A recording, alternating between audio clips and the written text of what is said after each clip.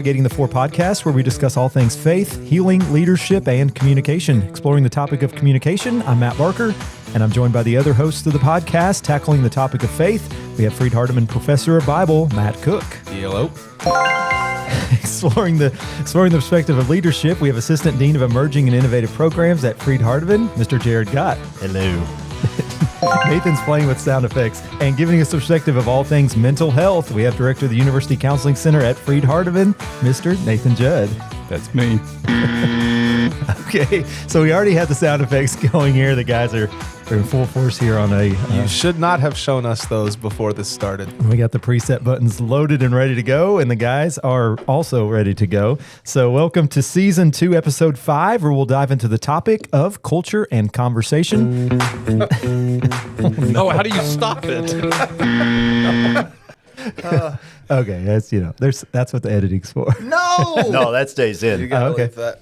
All right, welcome to Season 2, Episode 5, which will dive into the topic of culture and conversation, navigating cross-cultural communication. This is one that I'd come up with. I think we have a lot of the different areas that we cover in this podcast. I thought it'd be good to cover a topic on culture because really culture and background, I guess, we could think about it a couple different ways there. And I wanted to start out, and you've already heard the correct answer and incorrect answers. Yes. And then incorrect answer. We're going to have a little game for the hosts, not me, of course, because I know the answers. So Jared Gott, Matt Cook, and Nathan Judd will be participating in a little game where we go through some idioms across the world. Idioms meaning phrases and different things that are maybe unique to certain cultures. We're going to see, I have them writing these answers down so nobody can steal each other's answers. Also need to note, no looking up, which they don't have computers in front of them, so I don't think. Matt has a phone out, but no looking these up on ChatGPT or anything, right? So we need to, keep the integrity here. And so I have 10 different ones, and we're going to see how many of them you all can get right. We're going to start out with an easy one, okay? This is one that probably all of you have heard before. All right, the first one is not my circus, not my monkeys. Jared, what is your answer on that one? These have already been wrote down. So that's not my problem. That's right, Matt. Not my problem. All right. That's what I meant. I put mind my own business. Questionable. I did it myself. So Jared and Matt both get a point on that one. While we're scoring this, yeah, I really would have given it more thought. Well, you need to give it more thought anyway, Nathan, because you need to take this seriously. All right. So the second one. Yeah, that's me. All right. This one is a little different. This one might not be as one that you've heard of. To ride the goat. This is a French idiom. To ride the goat. Everybody's answer is locked in. Got it. Jared Gott, what say you? I actually don't know this one, so I wrote down tackle a problem head on.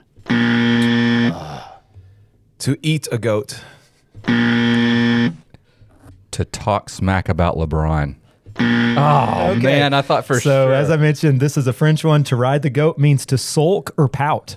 So if you're saying you're just riding the goat, you're pouting or you're upset about something. Oh, Okay. writing. I thought we were writing, like WR.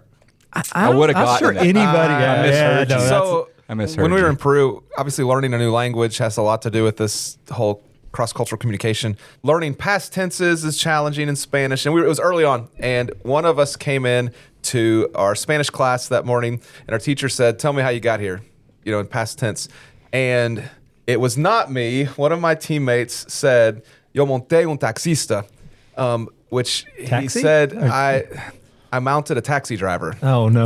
Yes. It was not so good. your example here of riding a goat made me think of that. There He was you trying go. to say I got into a taxi and messed that one up. So we're going into our third question here, Jared You're and gonna have Matt. to edit that out, maybe. No, I think it's funny. I mean, there's always these confusion on things. So yeah. So Jared and Matt both have one. Nathan still with 0. We're going into question 3 here. To have a wide face. To have a wide face. This is a Lithuanian idiom. Wide, W-I-D. To have a wide face. Okay, so it's not like wide, like the question why. No. Oh, okay, Wide, okay. W-I-D-E. Man. I feel like this is a hearing test for Nathan. Yeah, because he's Nathan- already failed twice, 3 times now. Whoa. Wait, you say why or wide? It's like talking Wide about right grandpa or here. right? A hearing test for Nathan, like going to court? Yeah. Is that what you mean? Okay. Answers locked in? All right, Jared, what say you? Be cheerful, be happy. Okay. Oh, shoot. Okay. To be generous. That one seemed too obvious. Man, I was gonna say wrong. I was happy. along the right track. I put to feel serious. So, yeah, but I mean, feeling. Yeah. Yeah. The actual definition, or this one means being in a good mood. Okay. So happy, like wide face, I guess I know. sguess smiling. It Yeah. kind of makes That your. seems- Yeah, too I guess obvious. that's more than serious. I was thinking like flat, like Flat wide. yeah. All right. Number 4, the tomato flew over there. It's a Spanish idiom. The tomato flew over there. Answer's locked in. All right, Jared, what you got? I put to not be worried. Okay. It's a very common sound effect. To in this go, episode. I put to go crazy. To make a mockery. All right. The tomato flew over there means you're off topic or that has nothing to do with it. Okay. What- Exactly. Make a mockery. One that Lauren says to our son Riley a lot is if he starts going off and saying something, you're switching lanes without a blinker. Like you just totally switch topics and you never told us what you were talking about and we have no idea what you're talking about. It's kind of like the tomato flew over there. You just went off topic and you didn't tell anybody what you were doing. So kind of the same as switch lanes without a blinker. All right. Number 5, to have a green onion in your nose. This is a Korean idiom, to have a green onion in your nose. All right, Jared, I put like to be in a bad mood or bothered. I'll hold off on yes or no. We'll see what the other ones say. Okay. Matt? Well, I mean, if I take it literally, it sounds like someone has a booger, but that's probably not the case. To smell something bad. I do know that one's wrong. I put to feel sour. The answer is similar to means Jared's. someone is being childish. Ooh. So probably I don't think either of us. I don't know. think anybody got that one either. All right. All around just wrong. It's okay. All right, number 6. Stop ironing my head. Ironing as like you iron a shirt. Stop ironing my head. All right, number 6. Stop ironing my head. Jared, what you got? I mean, I just wrote get off my case. Yeah, I'd say that's right. Okay. Stop making me mad. Yep. Really? I wrote give me a break. That's a yes. That's a yes. Sure. Nathan needs a win. It basically means stop annoying me. Okay. Yeah. So I think we'll give everybody a point on that. Jared has 2, Matt has 2, Nathan has 1. Number 7, to give someone pumpkin. To give someone pumpkin. This is used in Spain, an idiom used in Spain. To give someone pumpkin. This is one of the ones that I was like, I'm not sure how that means that, but this is kind of one of the weird ones here. Jared, what's your answer? I wrote to celebrate. Matt? To show affection. On the right track, but Then I'm probably wrong. I put to scare someone. okay, so the meaning of to give someone pumpkin means to reject someone romantically. So kind of the opposite. You were talking about, you had the romantic part, but if you're rejecting them, I don't know exactly why that works. But anyway, all right, the number 8, when the elephants fight, it is the grass that suffers. African proverb. When the elephants fight, it is the grass that suffers. I feel like I can figure You this can one kind out. of like, Yeah. there'll be some interpretation here on like, depending on how you say it, there might be a few right ways to say it here. All right, answers locked in. Jared got what you got. I'm trying to think the best way to word this. I'm going to say like conflict affects or trickles down to the innocent or those standing by. Yep. Conflict impacts others. Yeah, your actions hurt others unintentionally. Yeah, it actually means, I guess, elephants being kind of this powerful figure refers to ordinary people suffering when powerful groups clash. So kind of filtering down to the smaller groups that suffer as a result of conflict or whatever it is. So everybody got that one right. Number 9, like water into a basket. This is an Italian idiom, like water into a basket. Jared seems confident in this one, had his answer locked in pretty early. Matt's good. Nathan, got Good. it? Yep. All right, Jared. Somebody who's forgetful. That doesn't work. I'd say yes. Oh, I put it's a waste of time.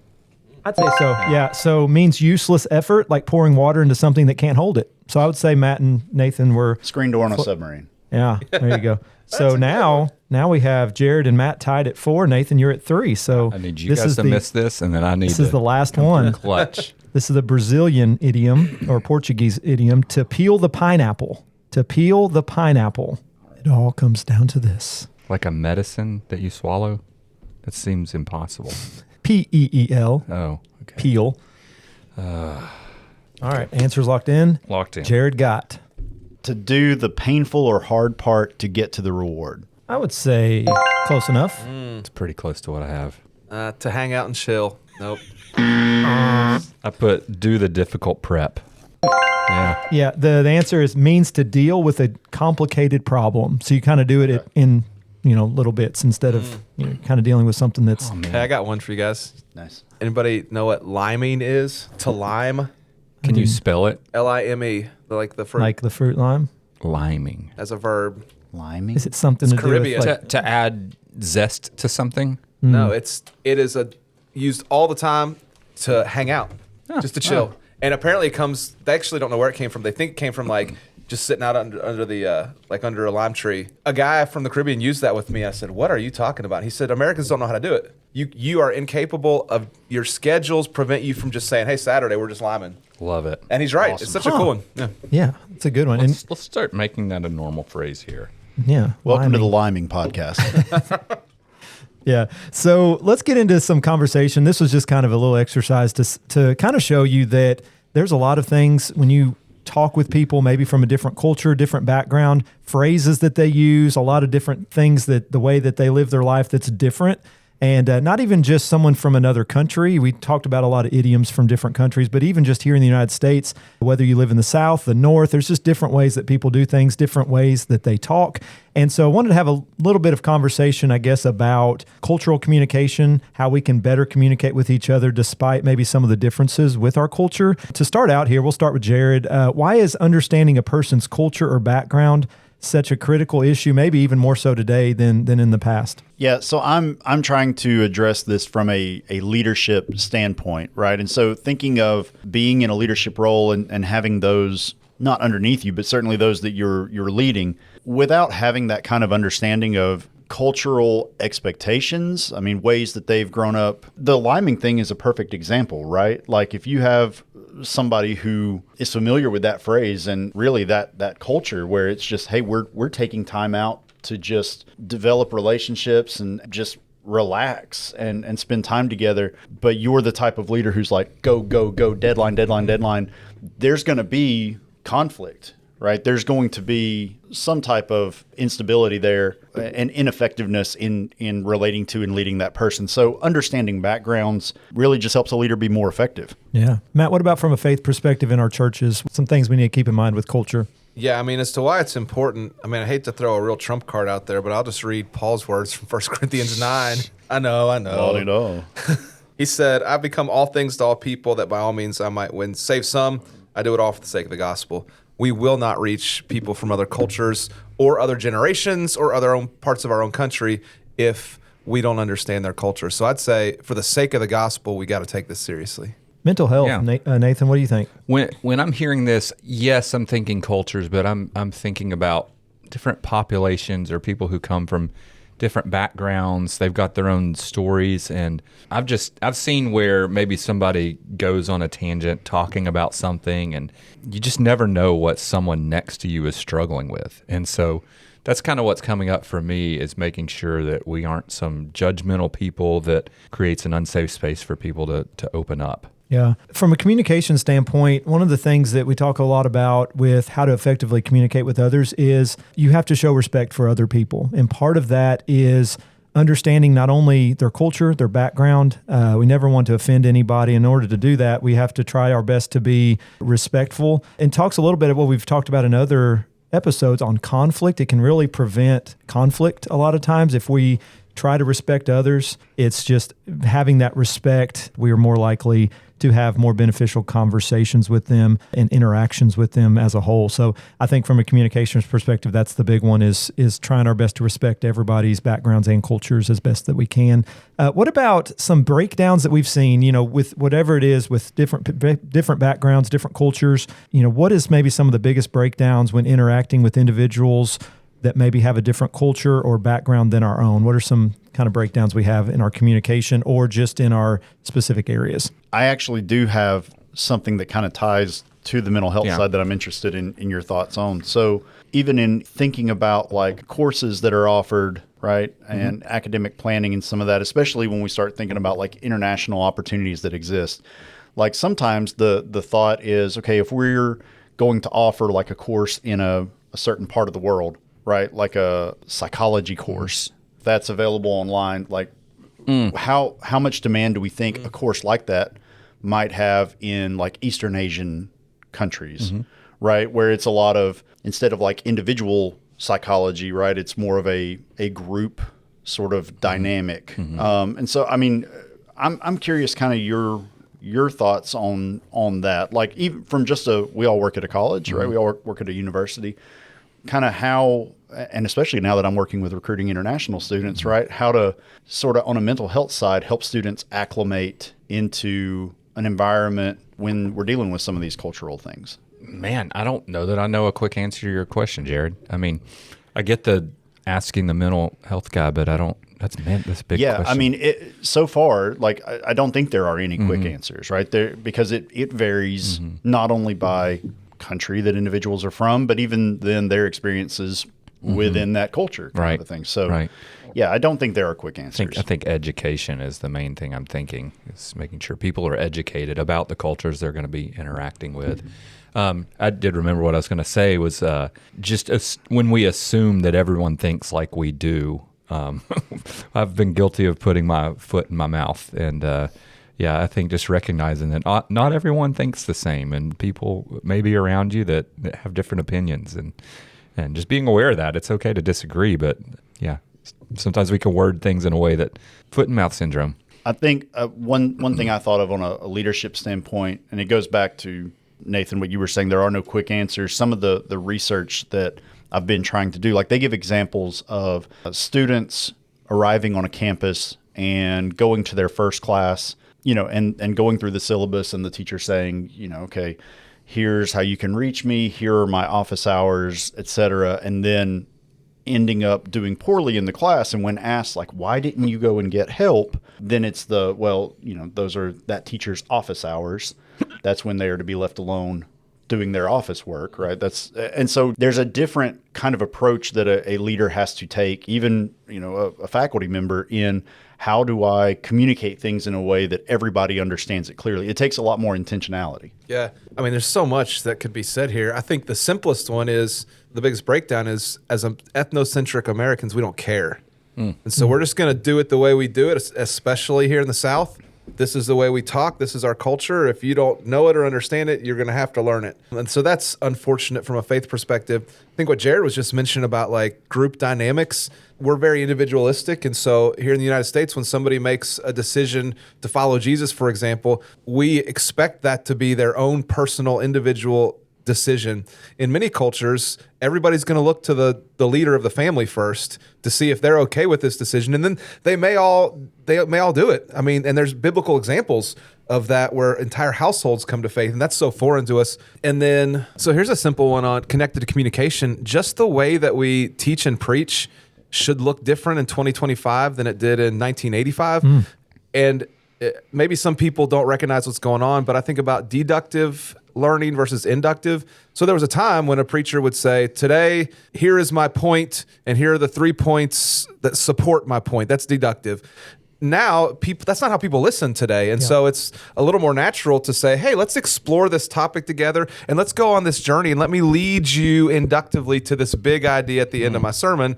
And then we apply it or whatever. But just something as simple as like teaching and preaching inductively and leading people on a journey in a message is thinking about how to communicate in culturally appropriate ways. Yeah, and I think maybe people are a little more visual learners too. So like maybe showing them instead of just talking, maybe using some of those PowerPoint, resources and things like that. From a communication perspective about breakdowns, that kind of goes a little bit what we talked about few episodes ago about communication styles. We talked about the different colors that people can be as far as how they communicate. So understanding the different communication styles of those you're communicating with can be very helpful in not having as many of these communication breakdowns. But I think about a lot of times things that we say, and Matt mentioned this a little bit, Matt Cook, about how things that we say, maybe even just here in the South, we expect everybody to understand what that means. And a lot of times they just don't. They don't, whether they're from a different culture, a different part of the United States, what some people might view as just being honest, others might view as rude, right? I think about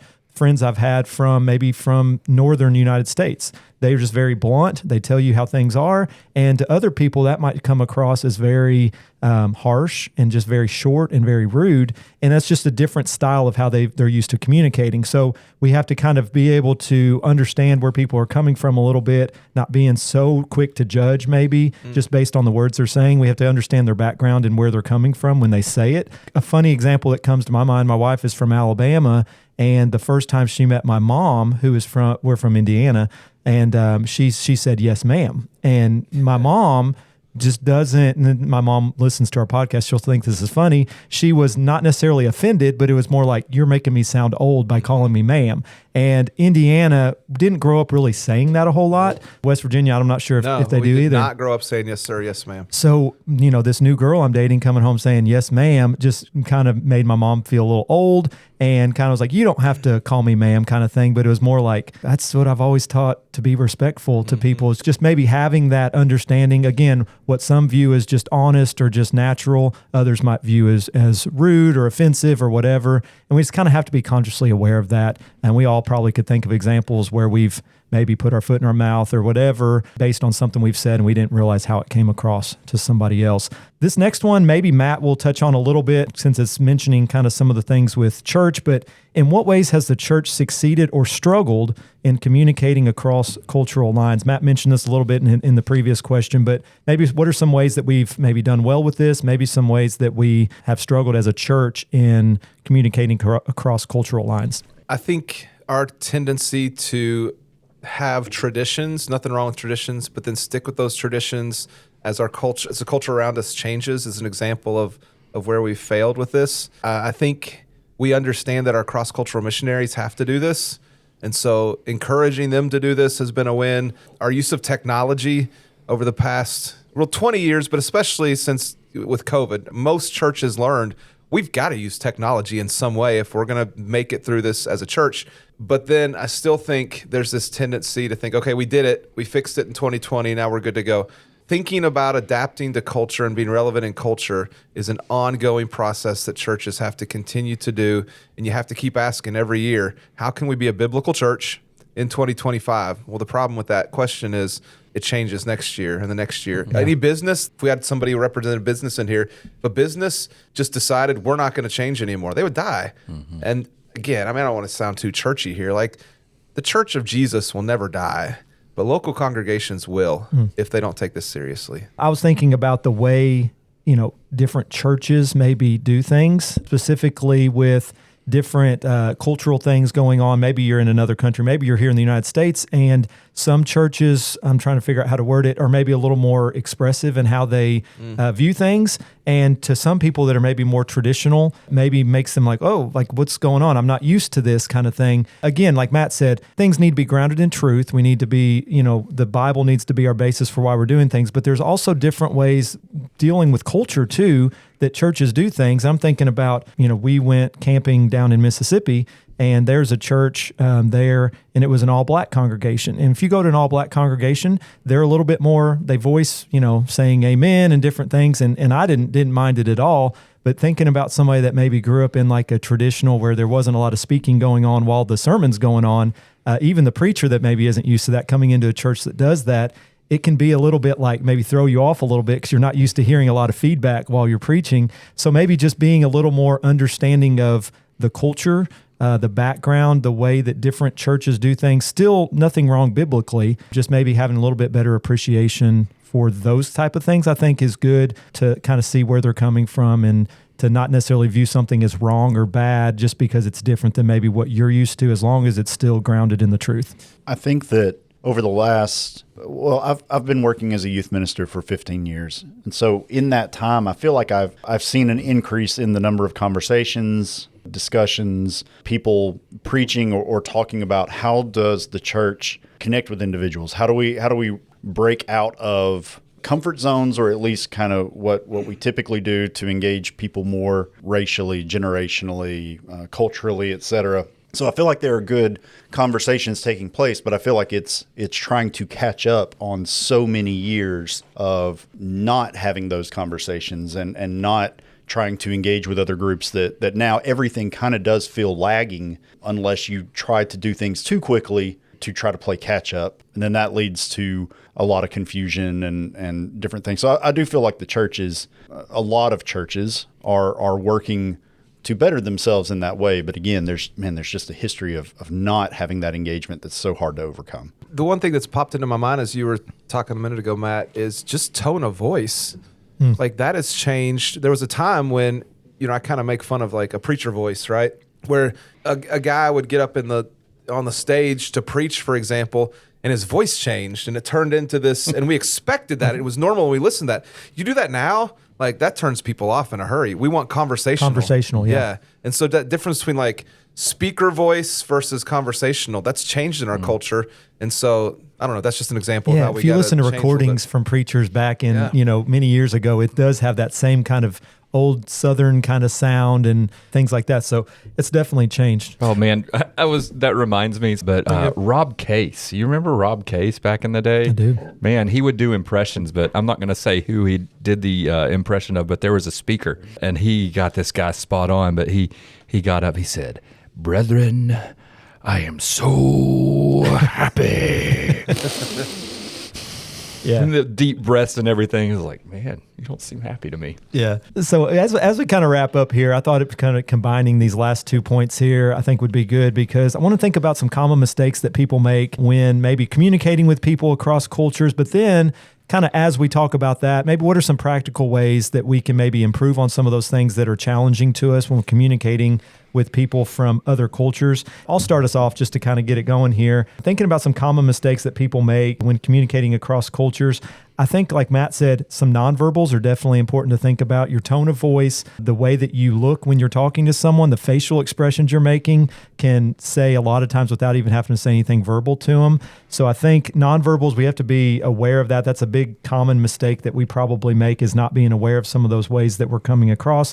We tend to stereotype sometimes if we're not careful. We tend to think everybody is either the same as us or not like us at all. And in a way, when we do that, we're communicating with them differently because we're assuming things that may or may not be correct. So I think in order to maybe improve that, or maybe some practical strategies maybe that we can use to improve that, just always check for understanding, not assuming that we know something, asking somebody.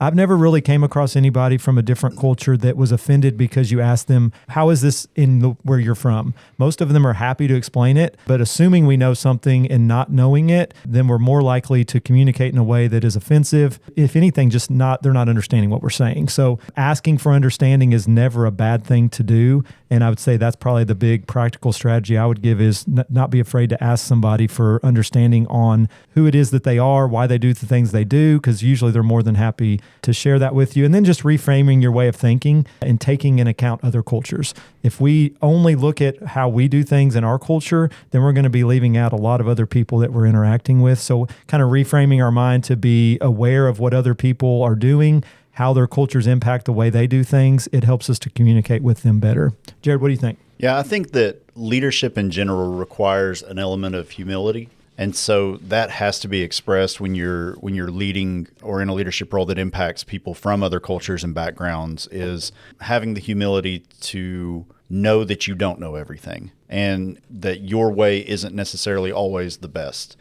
And so a lot of educating yourself, a lot of taking the time before decisions get made, when you have that time to take, to really think through what are the impacts of a decision, what are the effects that others may feel when you pick a pathway to go down or a strategy to implement. Just really sort of trying to learn more about the people that you're leading before just making a decision and saying, everyone get on board, whether or not that has any effect on you. I think that's maybe the biggest takeaway. Yeah, I mean, everything you guys have just said could fit into the context of faith. So I would just add to that, maybe a common mistake is fear. We fear communication with people from other cultures. One of the most heartbreaking things I heard in my dissertation research on the experience of immigrants, Asian American immigrants in Tennessee, is one lady whose English is proficient but not great. So she struggles a little bit. She said she feels like when people see her coming at church, they run the other direction because they don't want to deal with the challenge of communicating with her. Yeah. And so I think the simple response to that is don't be afraid. if you're a little bit nervous about communicating with someone from a different culture, it's likely that other people do as well. And maybe this person feels lonely and feels as if nobody really wants to talk to them because they are from a different culture. So don't be afraid and approach people who are from a different culture.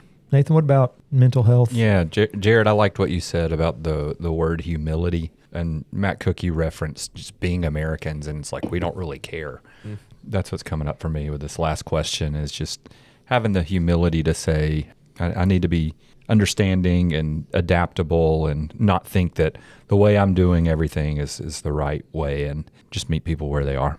Yeah, so as we wrap up, I found a quote that I thought would wrap up this episode pretty well. It says, cross-cultural communication is less about saying the right words and more about creating the right understanding. Always taking into account other people's backgrounds when we're communicating with them is always a good rule of thumb for that. So thanks for joining us for today on Navigating the Four. We hope that today's conversation sparks something real in your faith, your healing, your leadership, or your communication. If you enjoyed the episode, be sure to subscribe, share it with a friend, and leave us a review. Until next time, keep showing up, keep growing, and keep navigating the four. We'll see you next time on Navigating the Four podcast. Y'all with these buttons.